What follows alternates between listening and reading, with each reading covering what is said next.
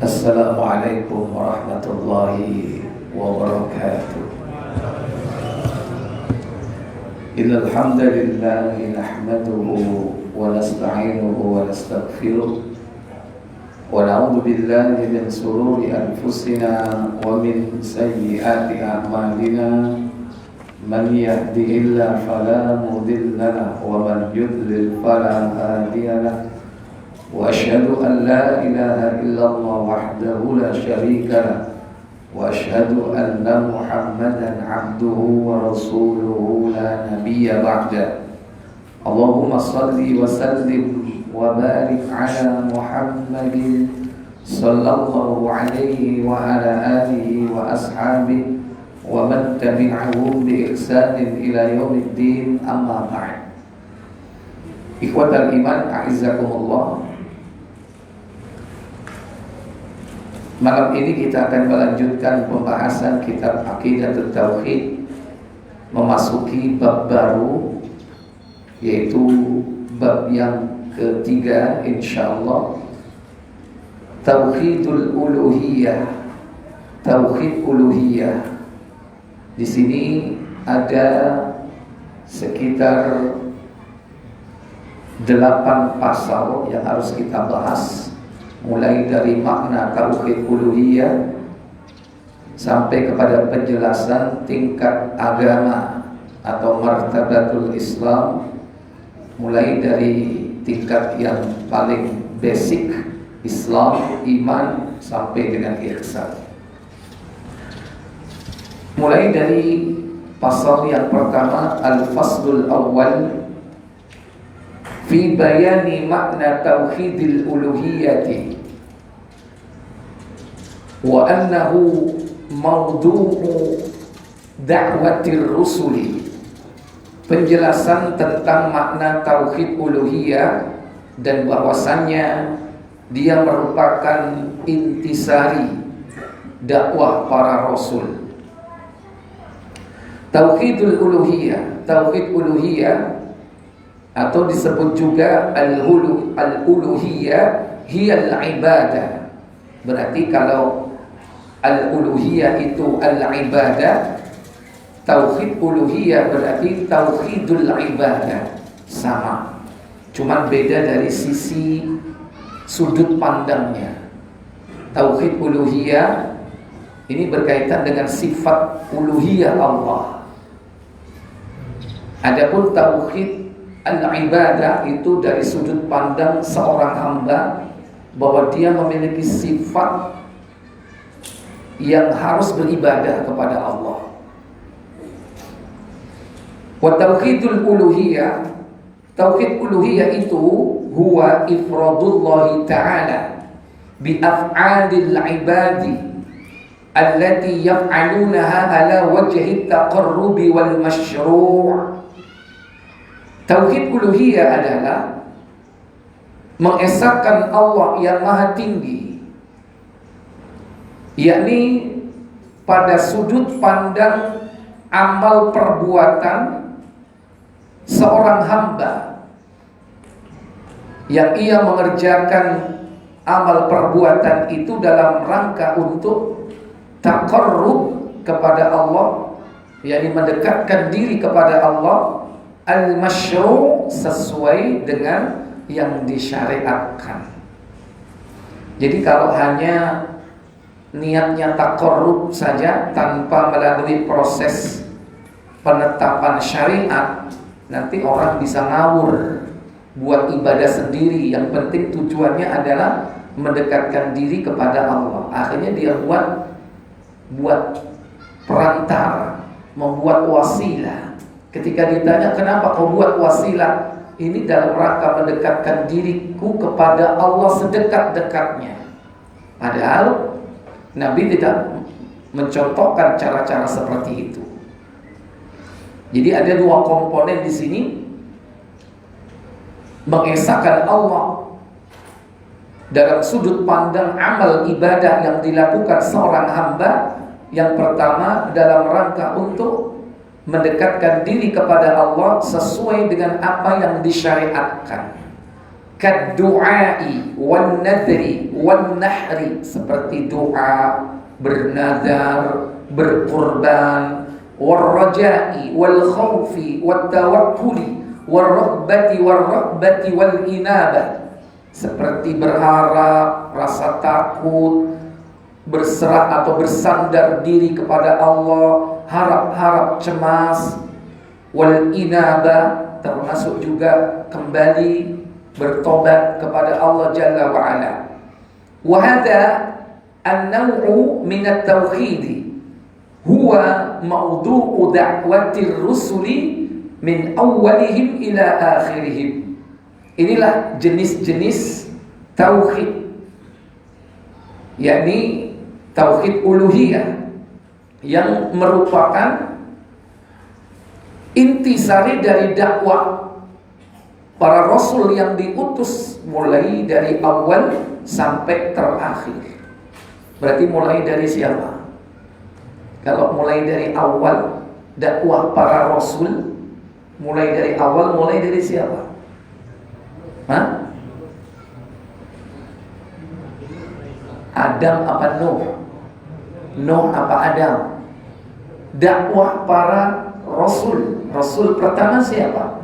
Nuh alaihi salatu wassalam. Karena sebelum Nuh itu diutus tidak pernah terjadi kesyirikan. 10 generasi mereka itu bertauhid semua. Baru zaman Nabi Nuh mulai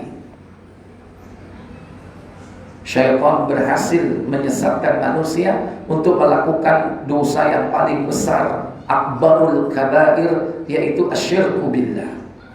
Dan sampai terakhir dakwah para rasul sama, yakni mengajak manusia kembali kepada tauhid uluhiyah, peribadatan hanya kepada Allah semata. Sampai Nabi yang terakhir siapa? Rasul yang terakhir sekaligus Muhammad bin Abdullah sallallahu alaihi wasallam. Kama qala ta'ala, sebagaimana firman Allah Ta'ala dalam surah An-Nahl ayat 36, "Walaqad ba'athna fi kulli ummatin rasulan an i'budullaha wajtanibut taghut."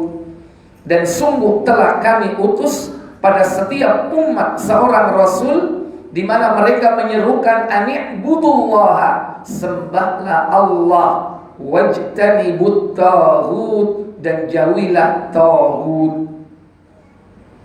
Wa qala ta'ala, dan juga firman Allah Ta'ala dalam surah Al-Anbiya 21 ayat 25, "Wa ma arsalna min qablika min rasulin illa nuhi ilaihi annahu la ilaha illa ana fa'budun."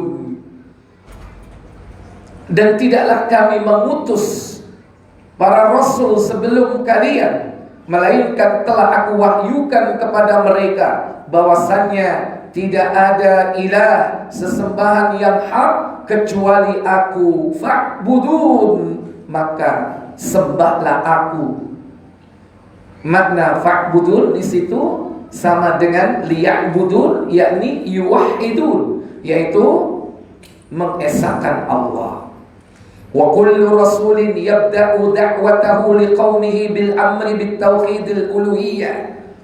Dan setiap rasul mereka mengawali dakwahnya kepada kaumnya untuk memerintahkan atau mengajak mereka kepada tauhid uluhiyah. Kama qala Nuhin wa Hud wa Salih wa Syu'aib, sebagaimana Nabi Nuh, Hud, Salih, Syu'aib, mereka semua mengatakan dalam surah Al-Ankabut, yakni pertama dalam surah Al-A'raf, mulai dari 59, 65, 73, 85, kalimat yang diucapkan, "Ya qaumi ibudullaha ma lakum min ilahin ghairuh." Wahai kaumku, sembahlah Allah saja, sekali-kali tidak ada ilah selain Dia. Bagi kalian tidak ada sesembahan yang hak selain daripada Allah Jalla wa'ala. Ini ada di dalam surah Al-A'raf di 4 tempat ya. Dan itulah yang diucapkan oleh Rasul Nuh, Hud, Saleh, Syuaib. Demikian pula di dalam surah Al-Ankabut pada ayat 16. Wa Ibrahim idh qala liqaumihi ibudullaha wattaqu. Dan Ibrahim ketika dia berkata kepada kaumnya, sembahlah Allah wattaqu, dan bertakwalah kalian kepadanya, takutlah kalian kepadanya. Wa anzala ala Muhammadin sallallahu alaihi wasallam, dan juga apa yang telah diturunkan kepada Nabi kita Muhammad sallallahu alaihi wasallam di dalam surah Az-Zumar ayat 11. Qul inni umirtu an a'budallaha mukhlishan lahud-din. Katakan Muhammad, sesungguhnya aku diperintah oleh Allah agar aku mengabdi hanya kepada Allah, mukhlishan lahud-dini, dengan memurnikan ketaatan kepadanya di dalam menjalankan agama.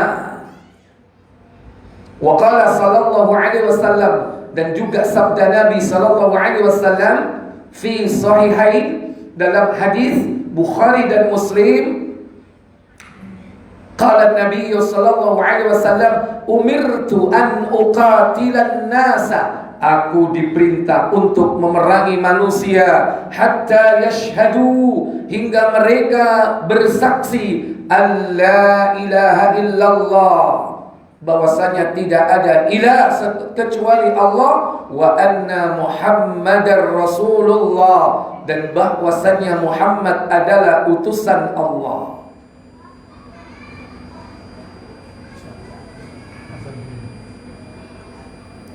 Wa awwal wajibin ala kulli mukallaf, maka pertama yang diwajibkan atas setiap mukallaf, yakni syahadatu an la ilaha illallah wal amalu bihi, persaksian bahwa tidak ada ilah kecuali Allah dan beramal dengan kalimat itu. Sebagaimana firman Allah Ta'ala, fa'lam annahu la ilaha illallah wastaghfir li dzambik. Surah Muhammad ayat 19. Fa'lam, maka ketahuilah, berilmulah, tuntutlah ilmu tentang apa? Annahu la ilaha illallah, bahwasanya tidak ada ilah sesembahan yang hak kecuali Allah. Wastaghfir li dzambik, dan mohonlah ampun atas segala dosa-dosa kalian. Baik, nanti kita akan lanjutkan sedikit lagi. Silakan dilanjutkan agar isya dulu.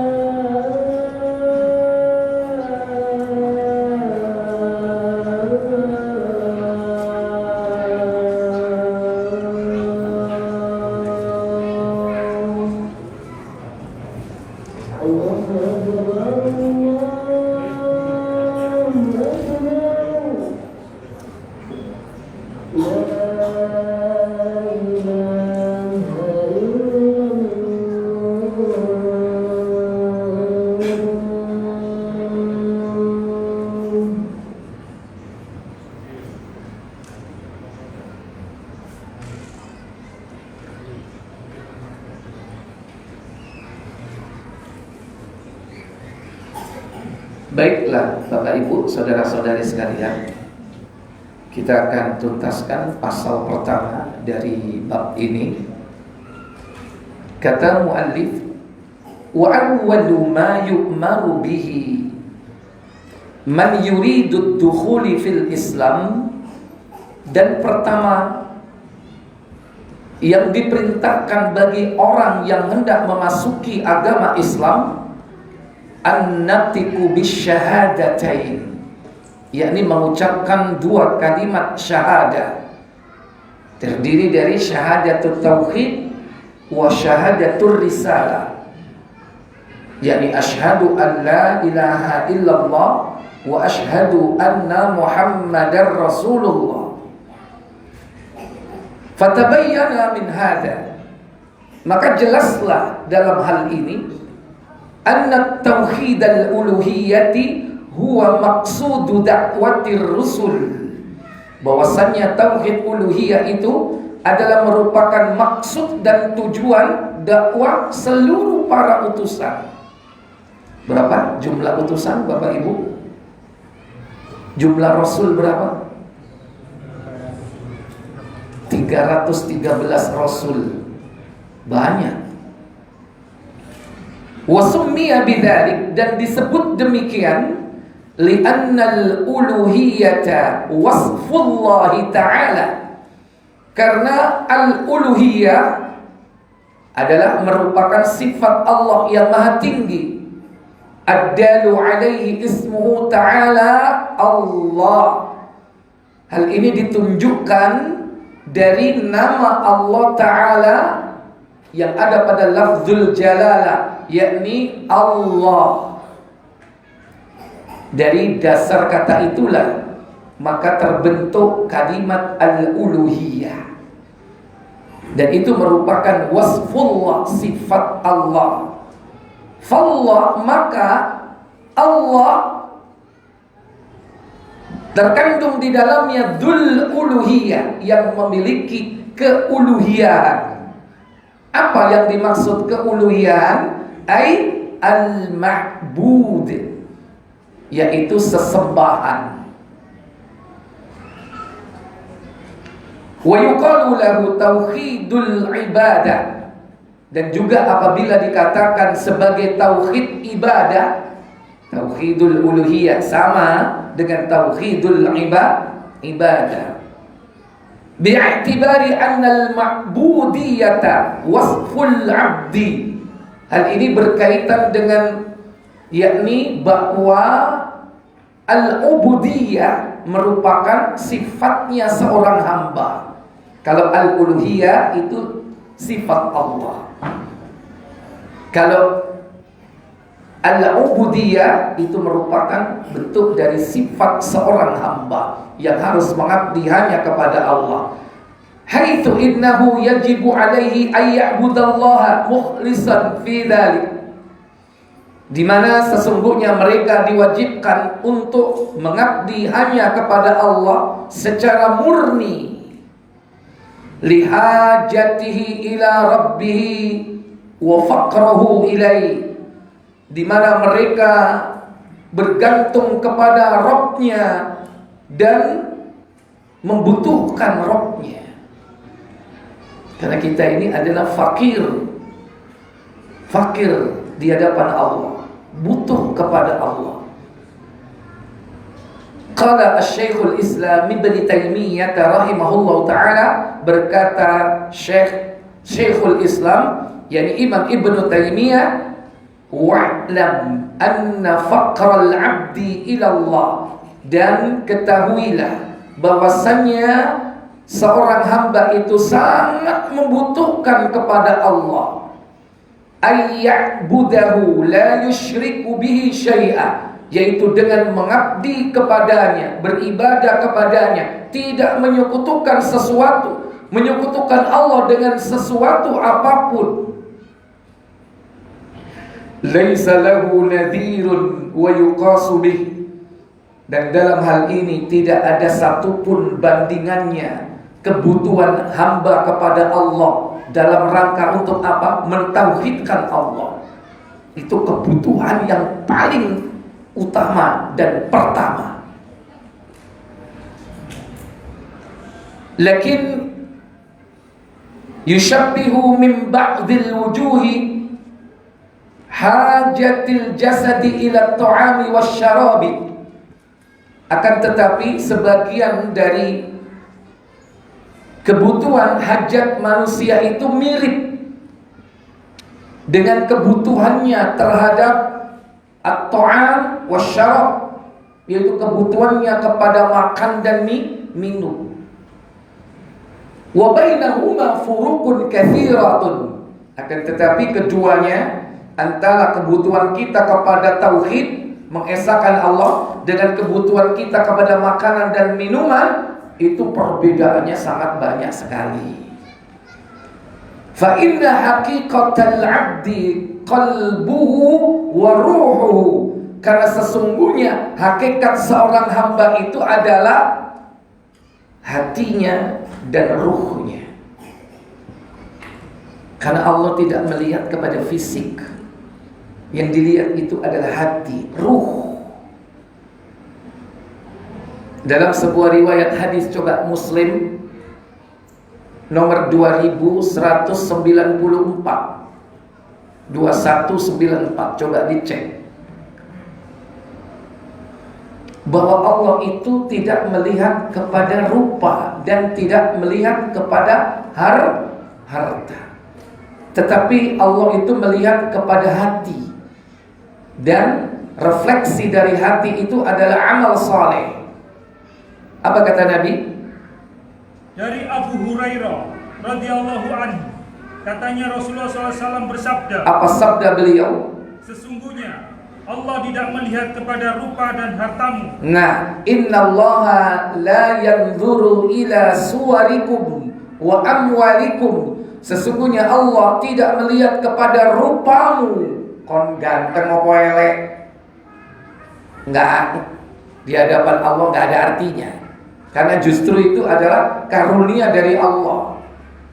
Demikian pula wa amwalakum, tidak melihat hartamu, kon sugih apa melarat. Allah enggak melihat itu. Karena semua yang disebutkan oleh Nabi tadi itu terima beres.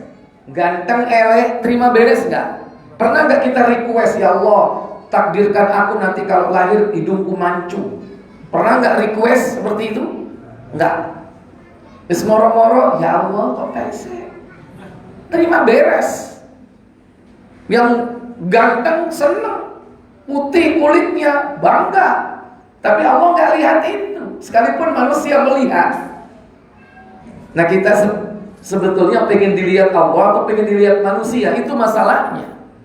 Kalau masih pengen dilihat manusia, berarti kita ini terjebak kepada kebanggaan terhadap materi, karena semua itu materi. Padahal Allah tidak melihat materi, yang dilihat ruh, bukan jasad kita.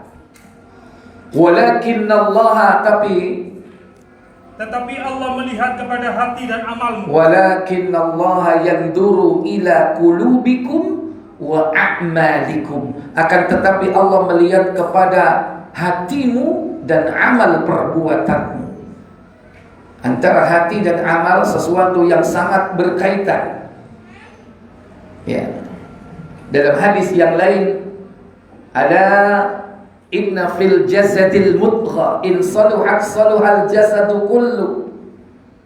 Di dalam tubuh manusia ada segumpal mudghah. Apa? Segumpal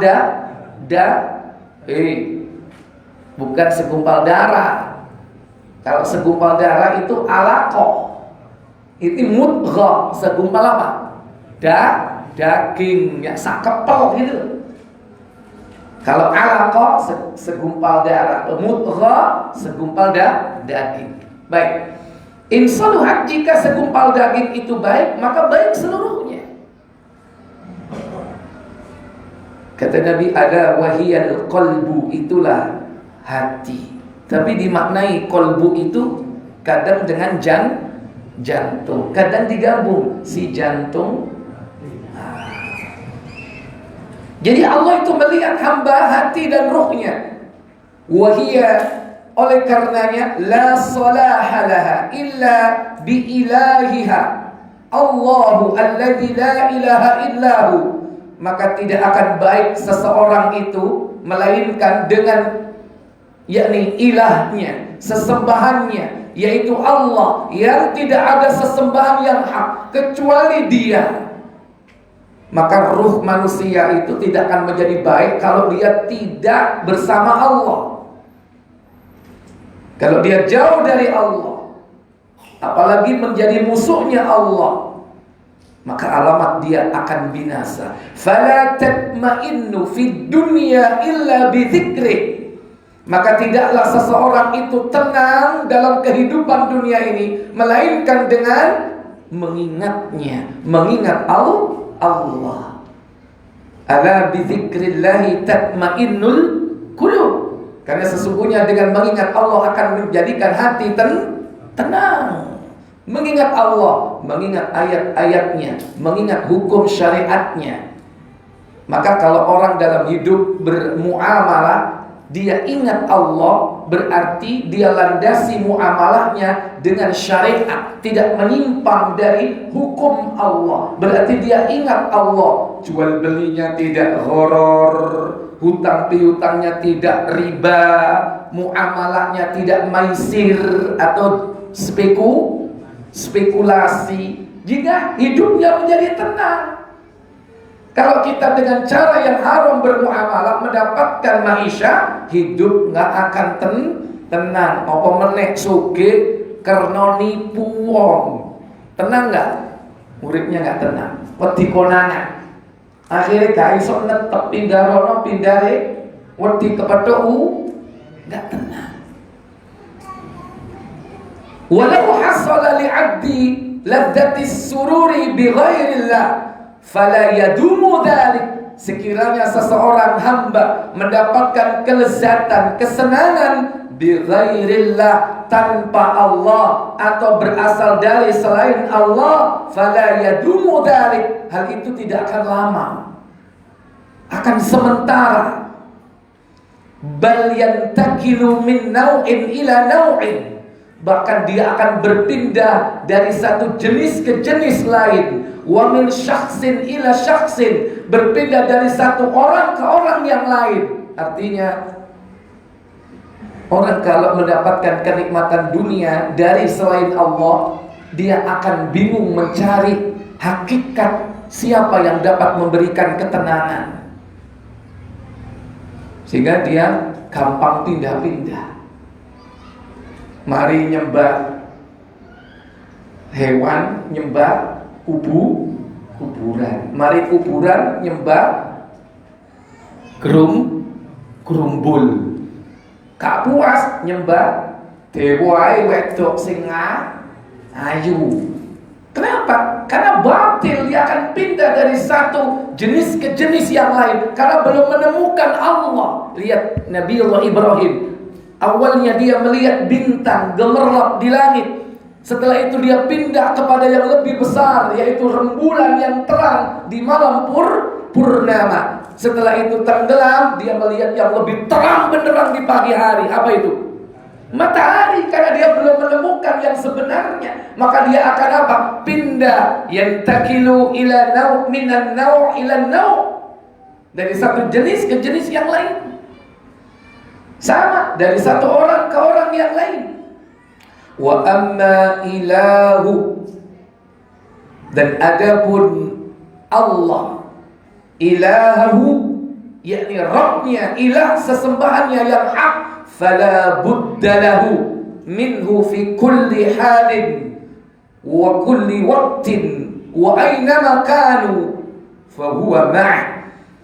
Maka apabila dia telah menemukan ilahnya yang sebenarnya, maka tidak diragukan lagi, dia akan mendapatkan ketenangan dalam segala keadaan, dalam setiap waktu, dan bahkan di mana saja dia berada, maka Allah akan besertanya.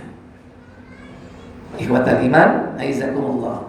Masih ada sedikit, tapi terlalu panjang.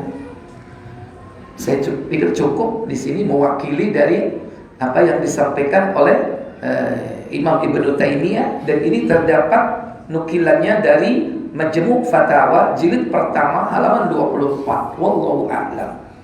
Seperti biasa, sebelum saya tutup, saya beri kesempatan untuk bertanya. Silakan. Waalaikumsalam warahmatullahi wabarakatuh.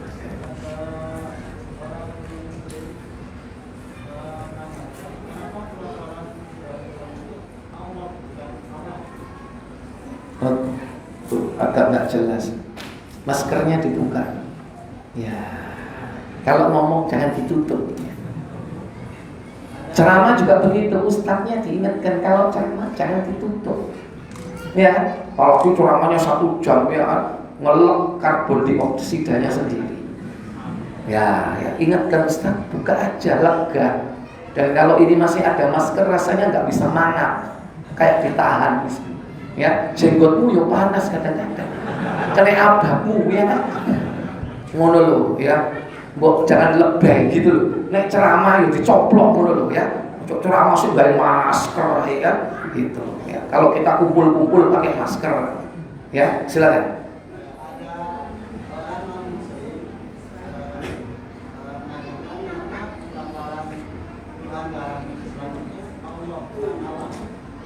Oh iya, itu pengucapannya, ya kan?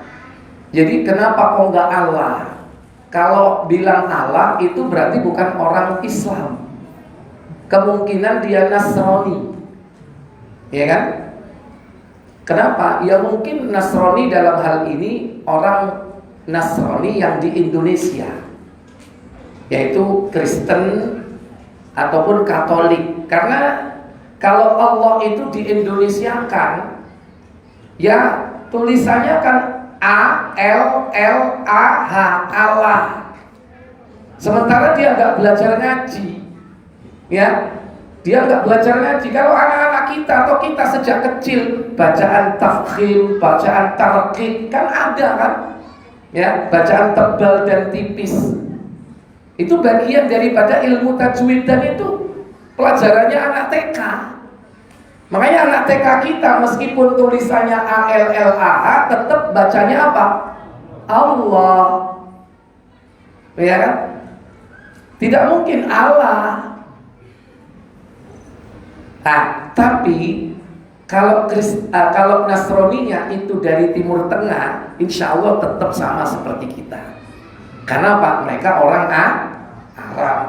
Ya, walaupun mereka bukan orang yang beriman dengan iman yang benar, bertauhid sebagaimana orang Islam, tapi karena memang lahja mereka ketika mengucapkan Allah itu seperti ya kaidah yang mereka pahami, baik secara akademik ataupun secara kultur. Secara akademik diajarkan di sekolah-sekolah mereka sejak kecil, secara kultur karena memang manusia umumnya di sekitar mereka mengucapkan Allah, salamnya sama seperti kita.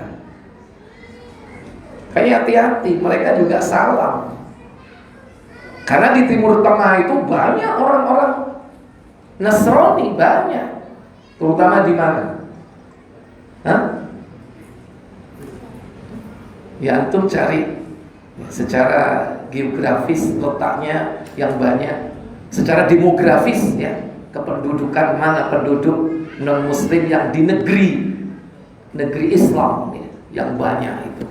Kalau di Afrika itu yang banyak ya, yang dulu sempat dikuasai oleh Nabi Yusuf, yaitu di Mesir juga banyak. Ada lagi Kenisha Ortodoks Syria, dari Syria itu ada Kristen Ortodoks. Mereka sholat seperti kita sama, bahkan mereka 7 waktu, kalau kita 5 waktu. Dan mereka sholatnya bahasa Arab, pakai sajadah, baju takwa ya. Kalau kita Allahu Akbar, mereka enggak. Mereka ucapkan apa? Bismil abi wal ibni warihil kudus. Bahasa Arab Pak. Bismil abi wal ibni warihil kudus. Tuh, demi Tuhan Bapa, Tuhan Anak dan Roh Kudus. Ini anak saya mencontohkan aja loh ya. Tuh aku wes hapus saya kan. Ya. Jadi mereka bahasa Arab. Mereka baca Injil itu juga dengan bahasa apa? Arab. Tilawatil Injil. Mereka tilawatul Quran, mereka ada tilawatil Injil. Makanya orang kalau nggak ngerti diperdengarkan Injil dengan irama yang ala Timur Tengah, kalau nggak ngerti, nggak belajar Quran, enak ya sopo sing maca Quran iki. Padahal sing diwaca Injil. Di Indonesia pengikutnya banyak sudah. Padahal sudah berapa tahun, 20 tahun yang lalu itu sering mengadakan seminar-seminar.